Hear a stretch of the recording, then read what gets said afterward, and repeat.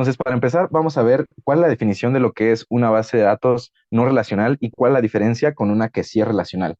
Una base de datos no relacional, o también llamada no SQL, son un sistema de almacenamiento de información que se caracteriza por no usar el lenguaje SQL.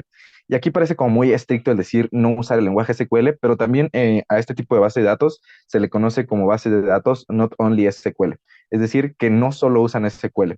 Y esto es porque este tipo de base de datos ya no tienen la estructura o ya no manejan los datos estructurados como por ejemplo lo teníamos en nuestras bases de datos relacionales, es decir, ya no están los datos en forma de tabla, ni en forma de columnas, ni en registros, ni en campos, ni nada de eso, ¿no? Entonces, hay distintos tipos de base de datos no relacionales. Algunos de ellos son los siguientes. El primer ejemplo de una base de datos no relacional son las bases de datos que se llaman clave-valor. Dice aquí que almacenan los datos como un conjunto de pares clave-valor en los que una clave sirve como un identificador único. Entonces, una característica que tiene este tipo de base de datos es que tal cual almacenan los datos como si se trataran de diccionarios en Python, en donde tenemos una clave y un valor asociado. Esto es una ventaja porque nosotros podemos extraer esa información a partir de las claves que nosotros guardamos en estas bases de datos, ¿no? Entonces, como lo menciono aquí, esa clave va a servir como un identificador único para cada uno de los datos que nosotros tengamos guardada en nuestra base.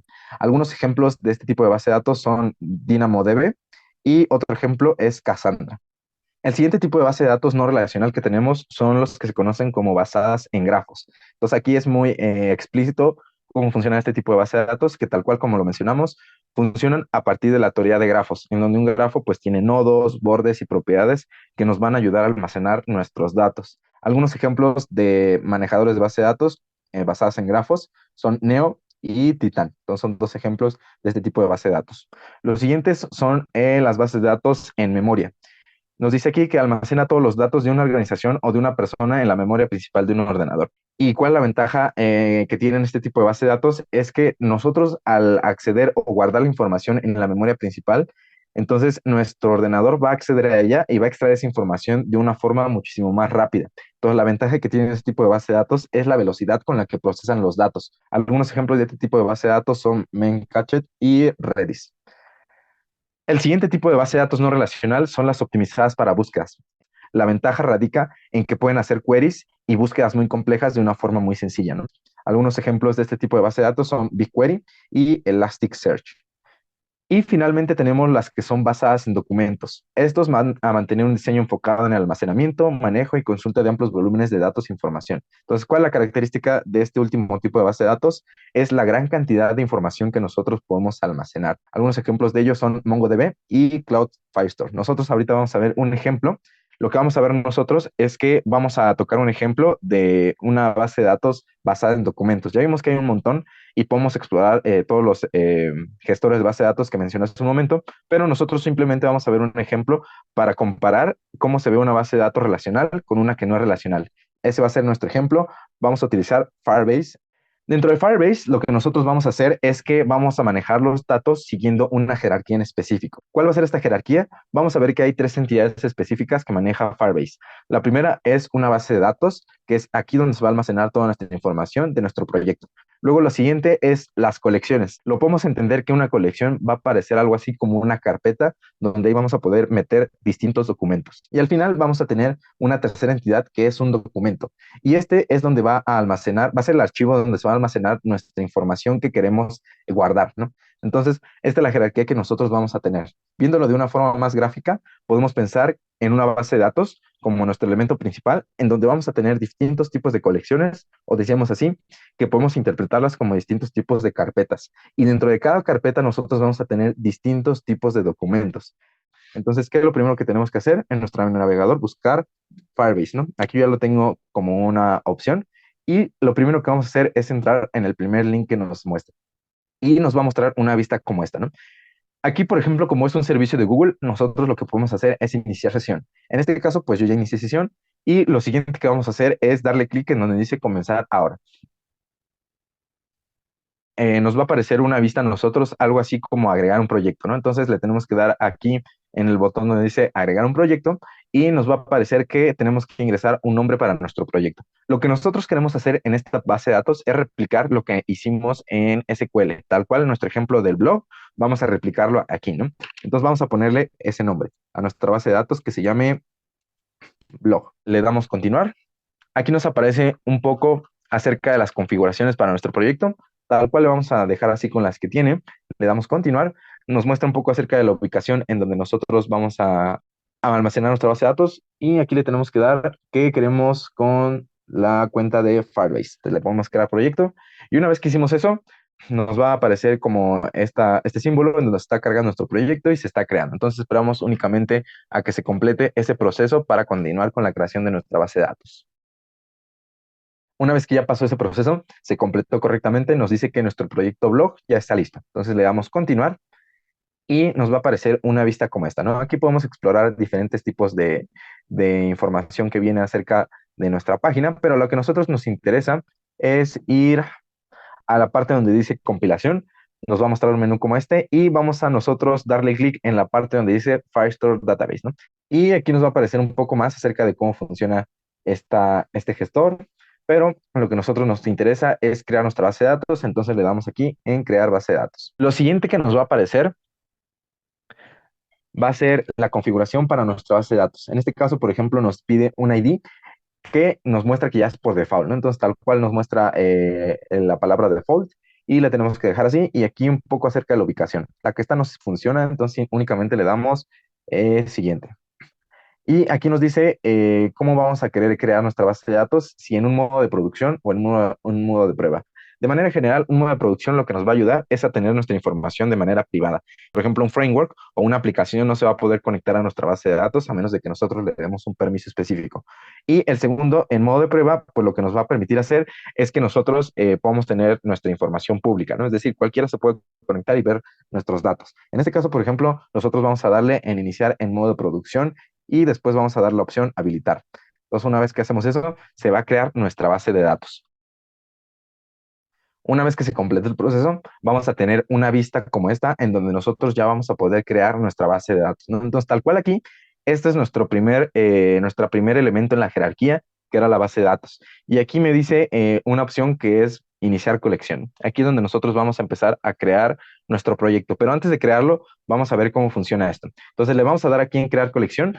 Le vamos a dar aquí un ID específico a esta colección. Por ejemplo, vamos a crear una colección que se llame persona. Esto únicamente es un ejemplo, ahorita replicamos nuestro blog, solo es para entender cómo funciona esta parte. Y nos crea un ID específico para nuestro documento. Ya no tenemos que preocuparnos por eso porque este ID va a ser único. Y aquí es donde nosotros vamos a poder introducir nuestra información, nuestros datos, ¿no? Lo siguiente es ver cuáles son los tipos de datos que maneja Firebase en esta nueva base de datos, ¿no? El primero es string, que van a recibir cualquier valor alfanumérico. Number, que van a soportar números enteros o números flotantes. Null, que vimos que son valores no definidos o que llamamos también valores nulos. Booleanos, que con valores true o false.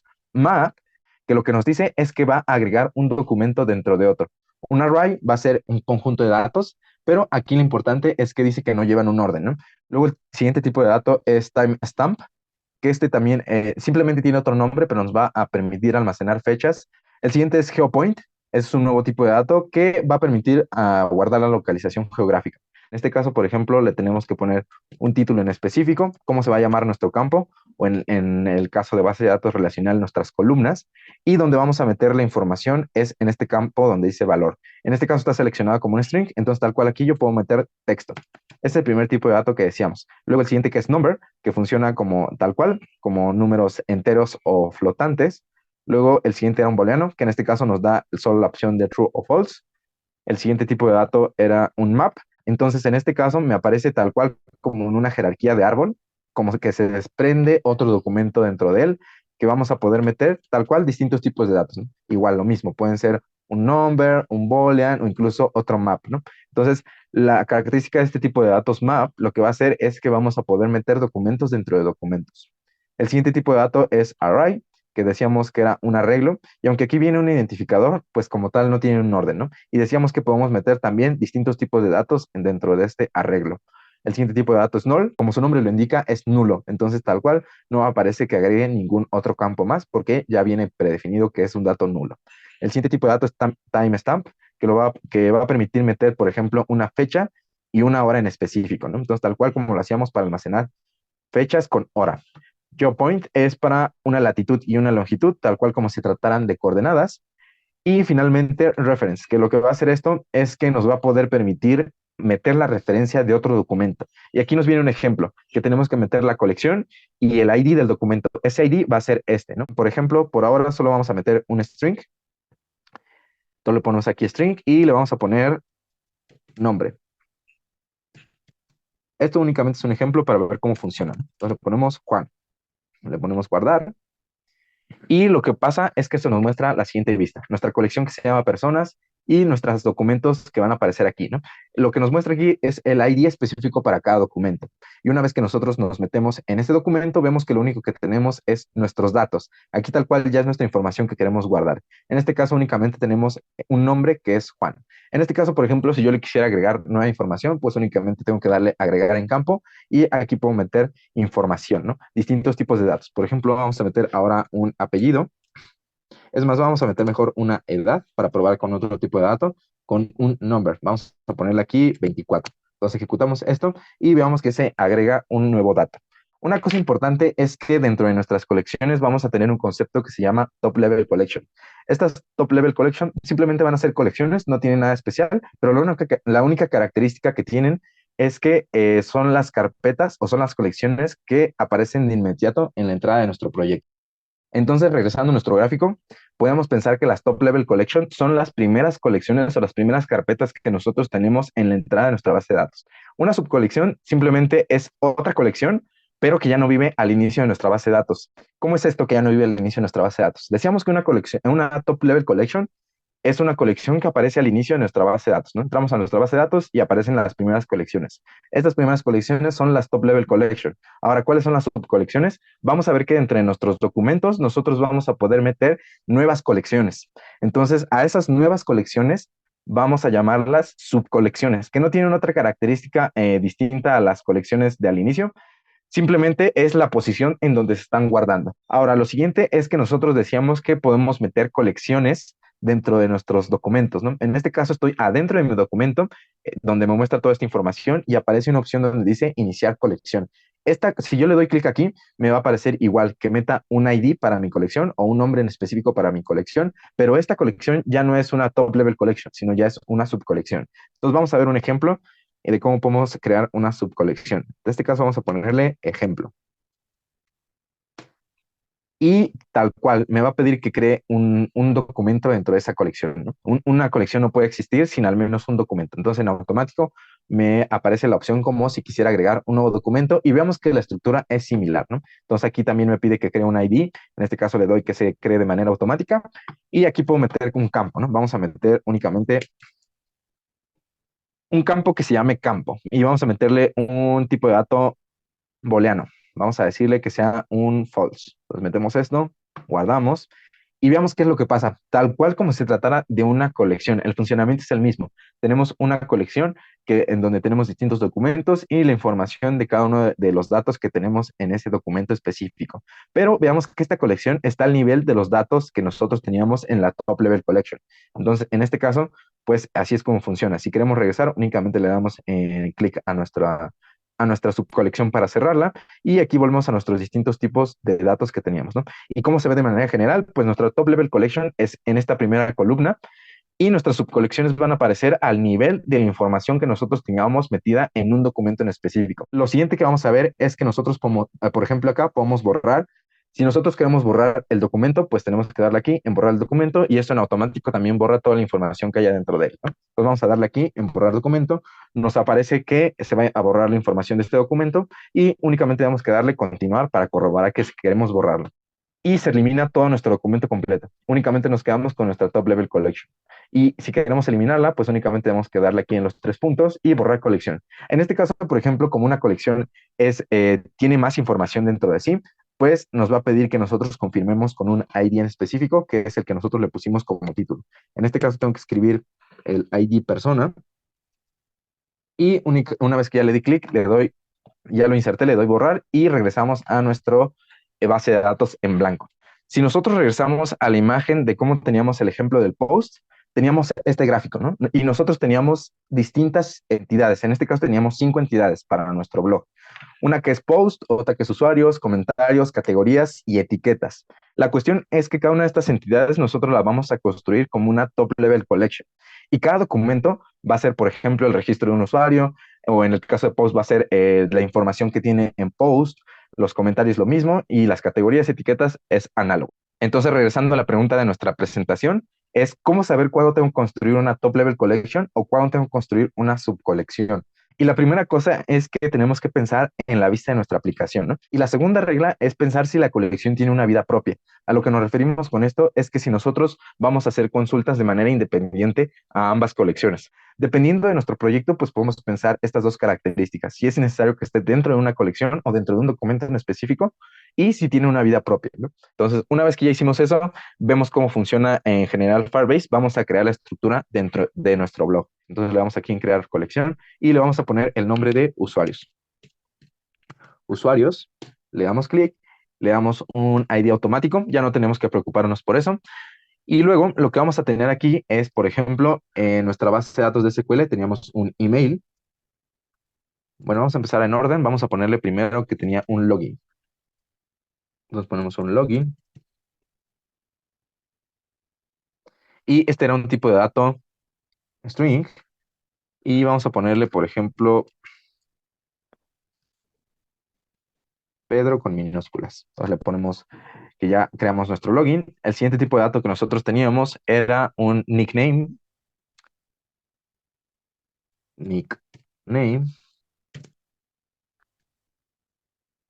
y también una cadena de texto, pero en este caso vamos a ponerle Pedro, ¿no? Que este va a ser el nombre que va a aparecer como publicado en cada post. Luego lo siguiente era un password, pas, igual, era una cadena de texto. En este caso, por ejemplo, vamos a ponerle únicamente así datos al azar, símbolos distintos para que represente un password seguro. Luego, lo siguiente era un email. Email, que también era una cadena de texto. Vamos a ponerle únicamente como ejemplo, pedro@gmail.com. Y también tenía un ID, pero en este caso el ID pues va a ser el que ya tenemos aquí creado en nuestro documento en específico, ¿no? Entonces una vez que ya hicimos eso, completamos todos nuestros datos, le damos guardar. Se nos crea nuestro documento con información que nosotros queríamos. Ahora lo siguiente que vamos a crear van a ser las categorías. Entonces vamos a crear nuestra top level collection que se llame categorías. Categorías. Le damos siguiente, creamos nuestra ID de manera automática y lo que vamos a hacer es crear tres distintas categorías para poder jugar con esos nombres. Lo único que tenían nuestras categorías era un nombre. Entonces vamos a ponerle que van a tener un nombre, categoría, es una cadena de texto y vamos a poner, por ejemplo, ciencia. Vamos a crear un segundo documento, igual con un ID único, vamos a ponerle igual. Y por último vamos a crear un tercer documento o una tercera categoría. Y listo, ¿no? Ya creamos nuestra colección de categorías que tiene tres elementos: espectáculos, deportes y ciencia. Lo siguiente que vamos a hacer, una vez que ya hicimos eso, ahora sí vamos a crear la parte interesante que es la de post. Entonces vamos a crear nuestra tercer top level collection que decíamos que era la de post. Post. Entonces la creamos y lo que va a tener post van a ser cuatro cosas. Por un lado vamos a ponerle un título. Bueno, creamos nuestra ID primero, ponemos un título, y vamos a poner, por ejemplo, como título, alfombra, alfombra roja de una nueva película. Listo. Lo siguiente que llevaba también nuestro post era el contenido. Entonces ponemos contenido como siguiente campo. Y aquí, por ejemplo, voy a copiar un contenido genérico, pero va a ser un contenido largo, ¿no? Para ver que en efecto puede soportar no solo una cadena de texto corta, sino un contenido más largo, ¿no? Aquí ya lo puse como un contenido genérico. Lo siguiente es que vamos a agregar, por ejemplo, la fecha de publicación. Era un dato que nosotros teníamos en nuestro post. Entonces ponemos fecha publicación.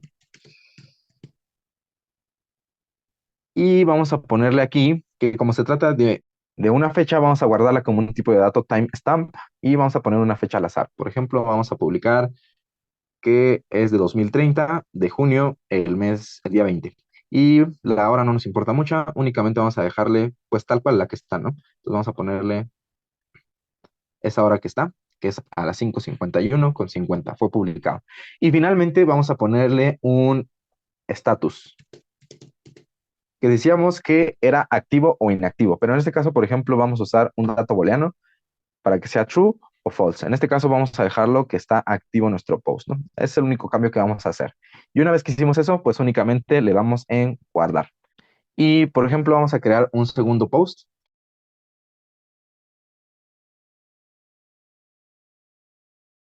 Y listo, ¿no? Ya tenemos dos distintos posts. Aquí me faltó únicamente el status. Vamos a agregarlo aquí para ver que en efecto se puede. Status.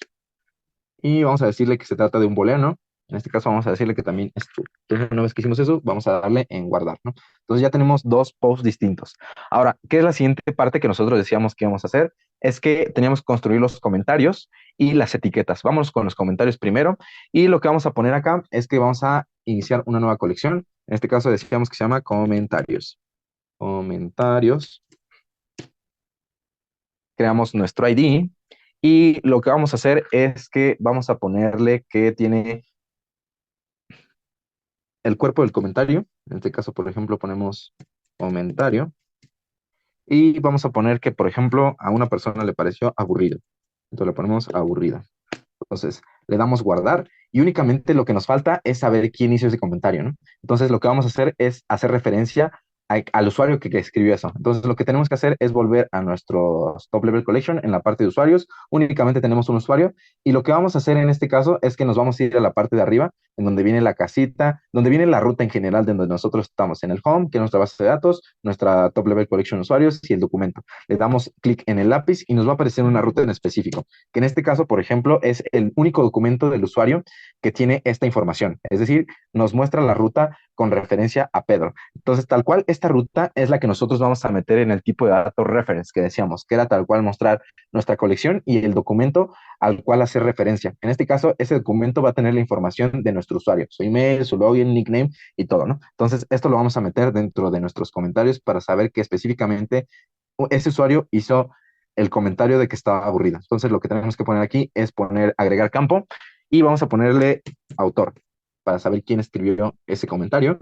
Vamos a ponerle que es un tipo de dato reference y aquí vamos a copiar la ruta que pusimos hace un momento, que era de usuarios y el documento con la información del usuario que lo escribió. Entonces, tal cual, esto hace referencia hacia qué usuario está ligado a este comentario. Vamos a hacer un segundo ejemplo. Y ya tenemos dos comentarios en específico, ¿no? Es uno que está aburrido y otro que lo disfrutó. ¿Cuál es la ventaja de hacer esto? Es que, por ejemplo, en este caso, en cada comentario o la subcolección de comentarios va a estar ligada específicamente a cada post, ¿no? En este caso vemos que el post que dice se presenta un nuevo smartphone tiene los comentarios de aburrido y que lo disfrutó. Pero, por ejemplo, si nos vamos al otro post, que es el de la alfombra roja, este no tiene ningún comentario, ¿no? La última parte que vamos a ver es cómo crear las etiquetas, la parte de las etiquetas. Entonces, tal cual también la vamos a poner como una subcolección. Entonces, aquí ponemos etiquetas. Etiquetas. Creamos nuestra subcolección, creamos nuestro ID y las etiquetas, la característica que tenían es que únicamente hacen referencia a un nombre en específico, ¿no? Entonces, ponemos acá nombre etiqueta.